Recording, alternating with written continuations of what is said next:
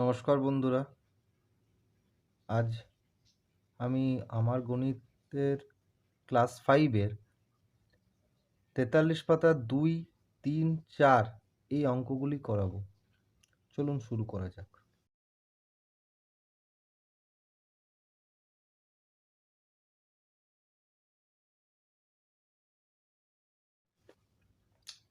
এখানে কি বলেছে যে এক ঘড়ি ব্যবসায়ী 526 টাকা দামের 52টি ঘড়ি কিনলেন। প্রতিটি ঘড়ি 610 টাকায় বিক্রি করলেন। 52টি ঘড়ি কত টাকায় কিনেছিলেন? বিক্রি করে তিনি মোট কত টাকা পেলেন এবং বিক্রি করে মোট কত টাকা বেশি পেলেন? অতএব 526 গুণিত 52 মানে 526 গুণিত 52 করলে 6 দুগুণে 12, 2 হাতে হলো 1, 4 কে 5, 5 দুগুণে 10 গুণিত 5 6 30 0, 10 3 13 হাতে হলো 1, 25 একে 26 মানে 2 5 3 7 2 মানে 2 7 3 5 2 টাকা পেলেন। সরি, এত টাকায় কিনলেন। এরপর 610 টাকা করে 52টি ঘড়ি বিক্রি করলেন। 610 গুণিত 52 শূন্য আগে বসে গেল, 2 একে 2, 2 6 12 গুণিত 5 5 একে 5, 5 6 30 মানে 0 2 7 1 3 তার মানে 3 1 7 2 0 টাকায় বিক্রি করলেন।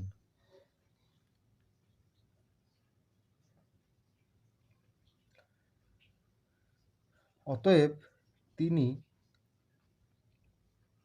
3 1 7 2 0 টাকায় বিক্রি করেছিলেন সব, এবং 2 7 3 5 2 টাকায় সব কিনেছিলেন। অতএব এটা থেকে বিয়োগ করলেই 3 0 6 6 6 12 একটা করে এখানে এলো, 4 3 7 7 4 11 মানে এত টাকা বেশি পেলেন।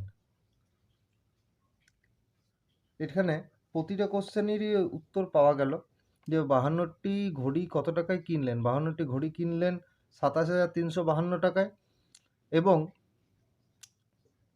বিক্রি করে তিনি মোট কত টাকা পেলেন? বিক্রি করে তিনি 31,720 টাকা পেলেন এবং বিক্রি করে মোট কত টাকা বেশি পেলেন? তিনি 4,368 টাকা বেশি পেলেন। চলে এলাম পরবর্তী অঙ্ক। দেবব্রতবাবু তার 6 মাসের আয় দিয়ে 7 মাসের খরচ চালান। তার মাসিক খরচ 14,270 টাকা হলে তার 6 মাসের আয় কত?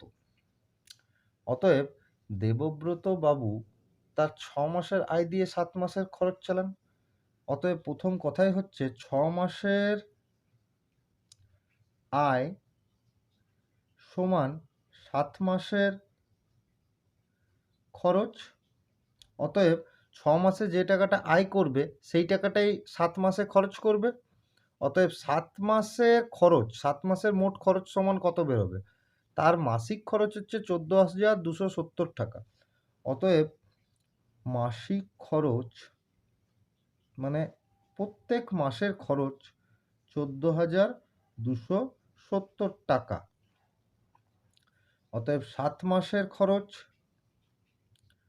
সমান 14,270 গুণিত 7 মানে 7 0 0 7 7 49 9 হাতে হলো 4, 14 4 18 হলো হাতে হলো 1, 7 14 98, 98 আর একে 99 এত টাকা 7 মাসের খরচ। এবার আমাদেরকে প্রথমেই বলে দিয়েছে যে 7 মাসের খরচ সমান হচ্ছে 6 মাসের আয়। অতএব 99,890 আমি 6 দিয়ে ভাগ করলেই মানে 6 কে 6 39, 6 6 36, 3 38 আবার 6 6 36 এখানে 29, 6 4